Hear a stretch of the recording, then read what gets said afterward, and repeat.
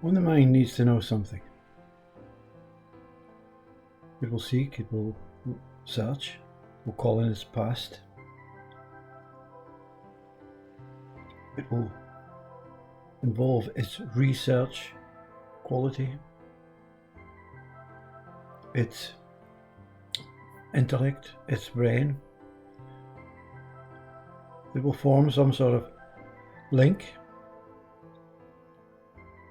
with other minds through books, through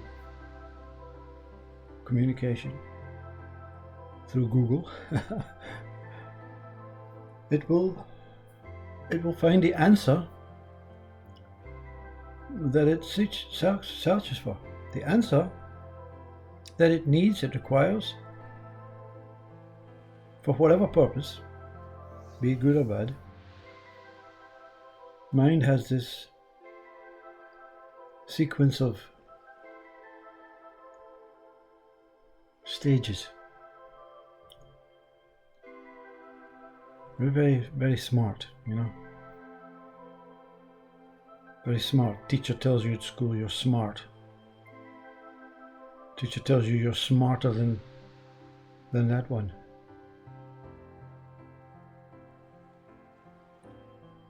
Teacher tells you you have to memorize, research, and do some more to be even smarter.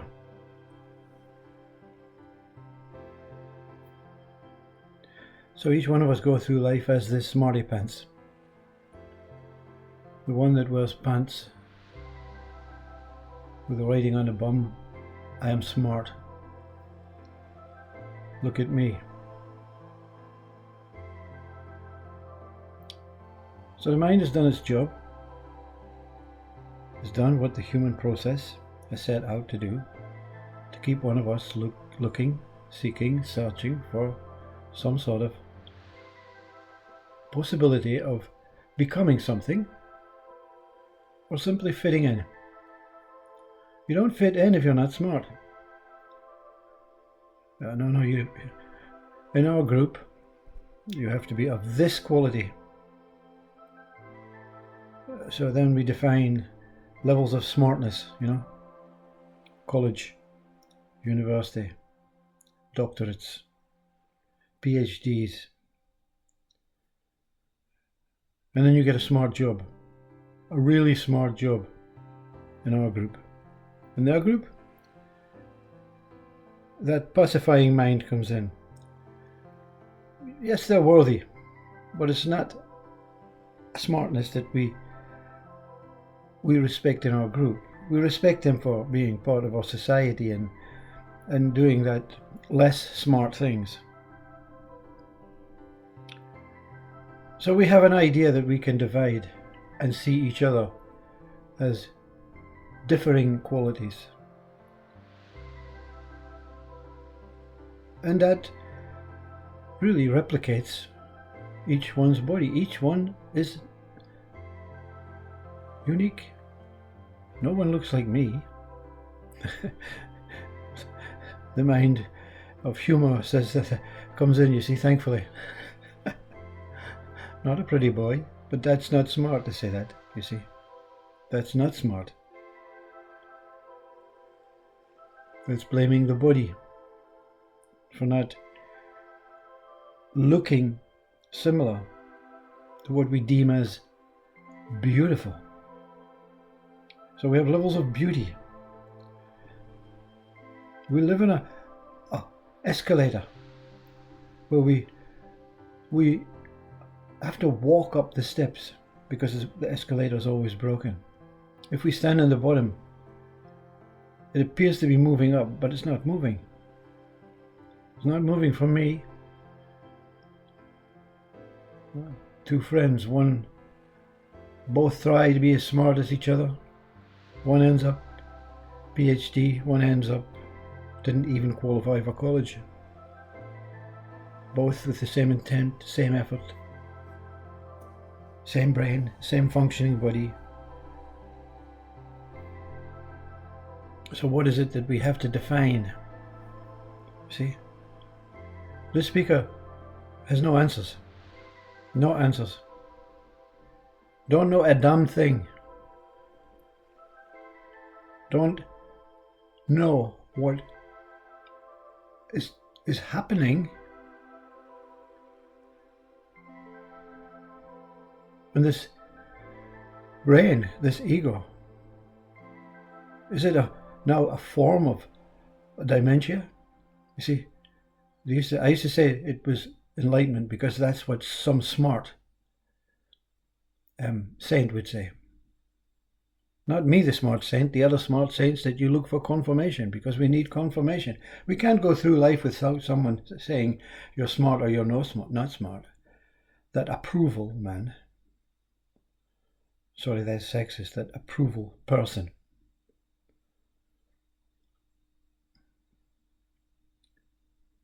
So,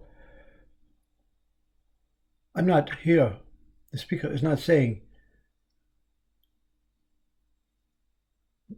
we have to identify the levels of division that we create, and we have to resolve them.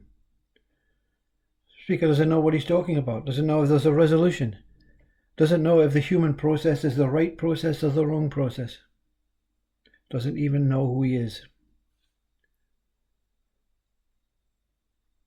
0% smart. So what gives the speaker the right to come onto a world-based social media site to say, I don't know? Because we want to even control the smartness or the love or the happiness. Something wants to control the levels, you see. Religion wants to control the level of faith, trust, acceptance. The porn industry wants to control the level of lust, sex.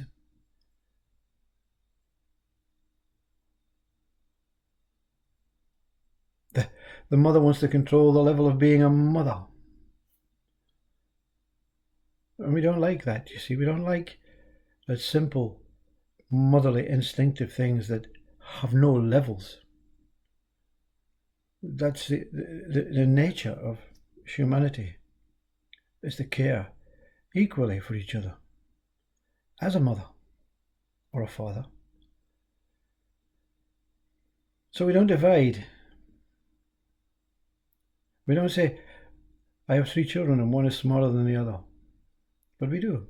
That's what we do. We say we don't. We try and make effort. But when the mind really admits to itself it doesn't know, it becomes desperate. It becomes fearful. If I say I don't know, they might lock me up into a mental hospital. They might put me to the GP for some dementia tablets. Doesn't even know. Doesn't know nothing. Just talks, just utters. The level of Buddhism seems to be the level of peace and tranquility. So, to the other minds, it's saying that Buddhism denies happiness. And then we have the laughing Buddha, you see. Every denomination, every single human being wants everyone to be at the same level. Not financially, not monetarily, not powerfully in this disgusting human world. But that's what comes of it, you see. When we form little communities and we give names, identities to the community. So we have Buddhism, we have mothers, we have religion, we have science.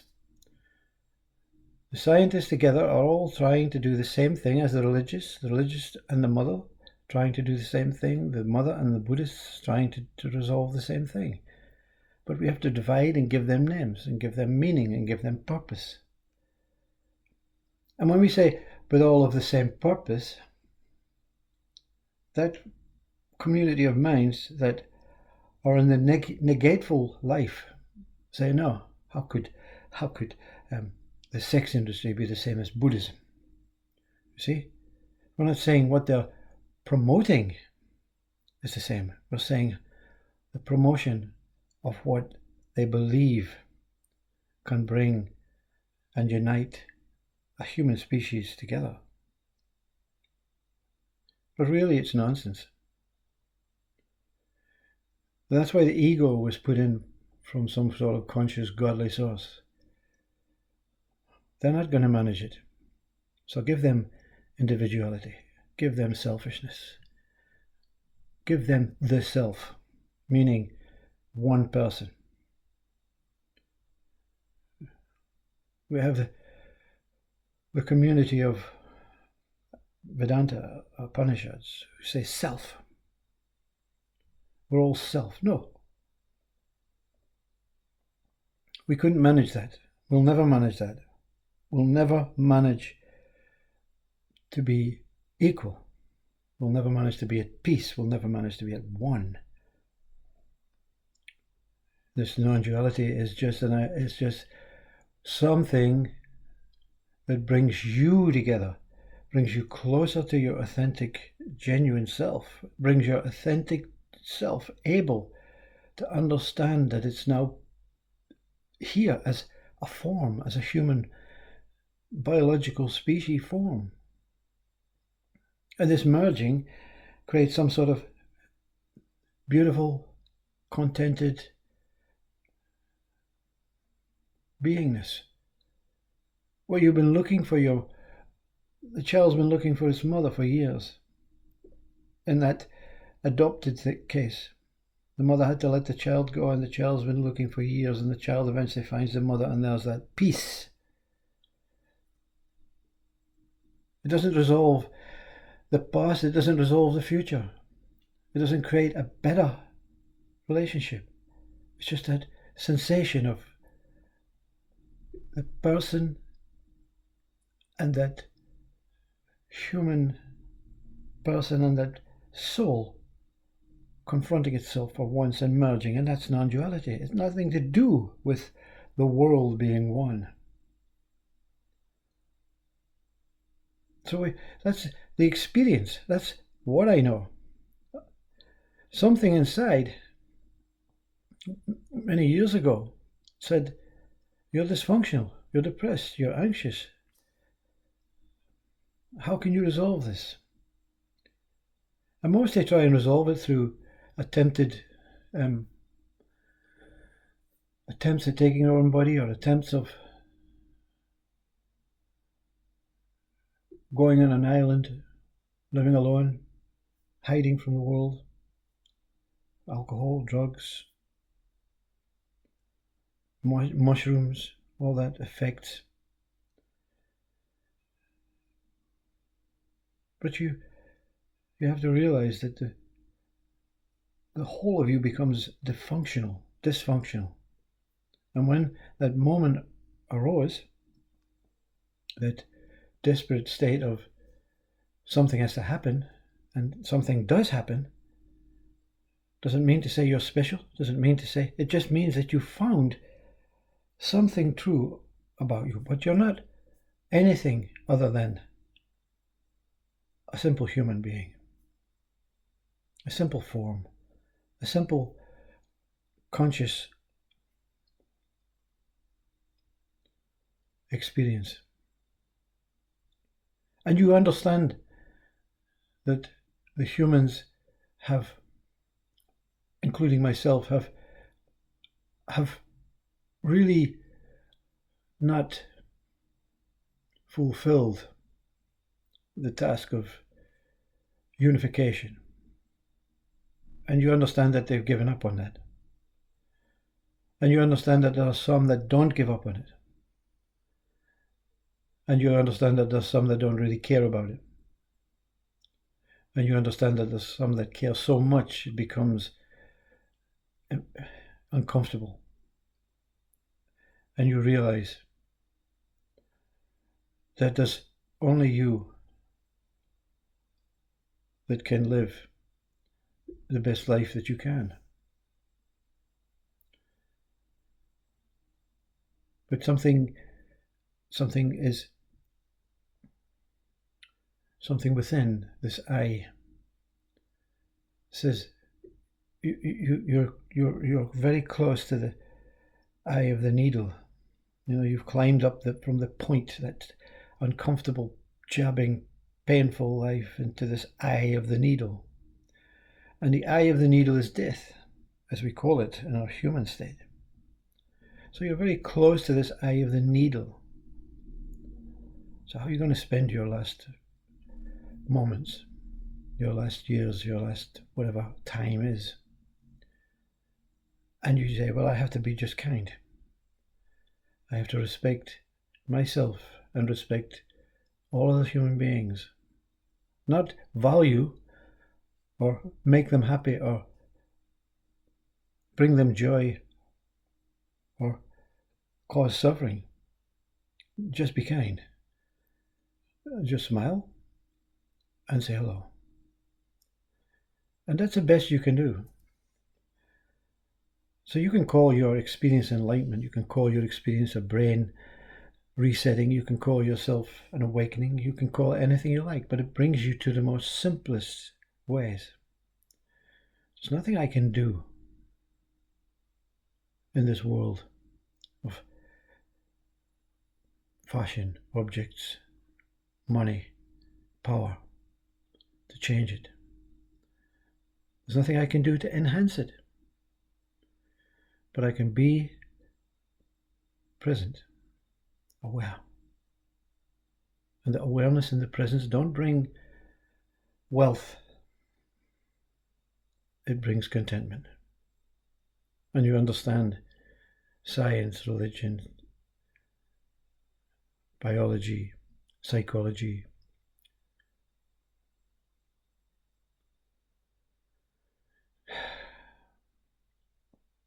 spirituality even, that they're all striving for the same thing. I just want to be content with this life. I just want to exist and be here and witness the beauty. We had a solar eclipse last night. So many people witnessing beauty. But how do we have to wait 90 years or 100 years or whatever it was? Why not witness it every morning as you open your eyes? Why not witness the clouds moving? They don't just move every 90 years, they move every moment. Why not witness yourself in the mirror, even in your disheveled look? Why not witness your children playing and just be content?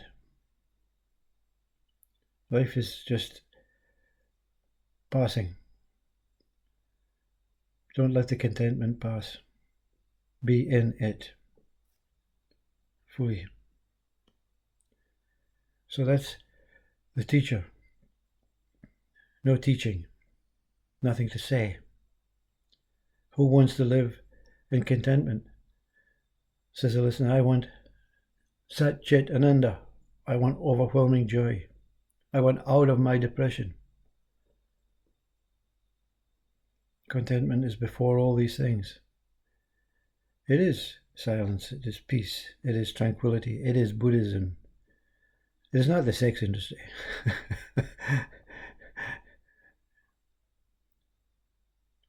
But it is being a mother, a natural, giving birth and caring and looking after. Some things that we fail because our needs to experience heightened experiences stimulate the heightened experiences and removes that heightened experiences off the ground or below the ground.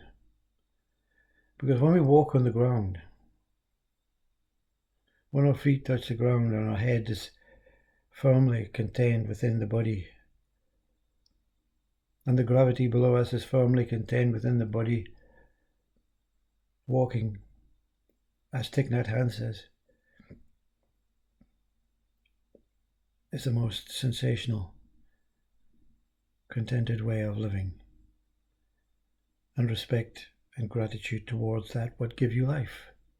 Whether it's your mother or whether you believe it's a God, something gave you life, and you took it. So walk with life. Walk with life. Be life. And I will have lived life the way I was meant to. Namaste.